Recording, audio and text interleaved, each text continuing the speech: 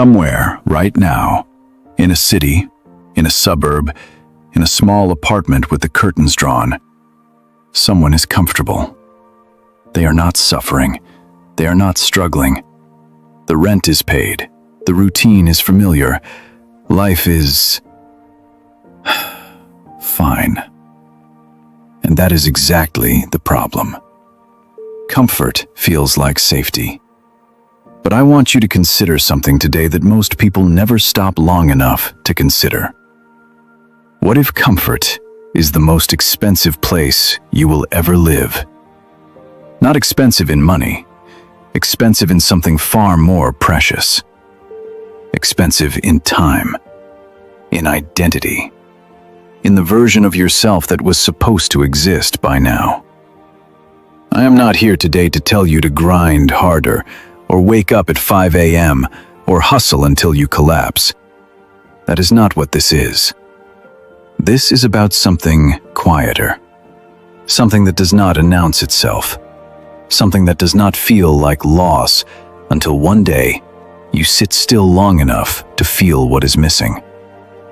Today, we are going to calculate the real cost of your comfort zone, and I warn you now, the number is higher than you think. Here is what I know about you. You are not lazy. You are not incapable. You are not someone who gave up on life because they stopped caring. You are someone who got comfortable. And there is a difference. Laziness does not care.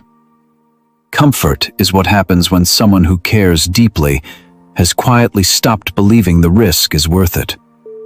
You started something once, maybe more than once. A dream, a discipline, a direction. And somewhere along the way, it got hard, or uncertain, or just easier to stop. And so you settled. Not dramatically, not all at once.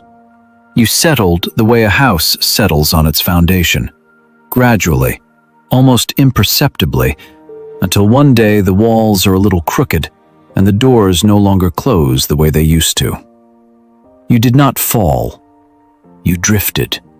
And comfort, left unchallenged, has a way of making itself permanent. Now here is where I need to be honest with you, because being honest with you matters more than being comfortable with you. You already know something is wrong. You have felt it, in the quiet moments, in the pause before sleep, in the flicker in your chest when someone else does the thing you said you would do.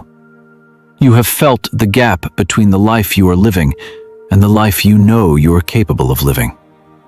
And you have found ways to make peace with that gap, to rationalize it, to call yourself responsible, realistic, wise.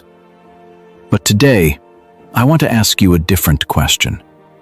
What if you are not being wise? What if you are just afraid? There is an ancient story I want to tell you, not as a religious lesson, as a mirror. It is the story of 3 servants and a master who was preparing for a long journey. Before he left, the master called each servant and gave them something precious to steward. To the first, he gave 5 talents, a talent being a measure of wealth, of resource, of potential. To the second, he gave 2. To the third, he gave 1. Then the master left.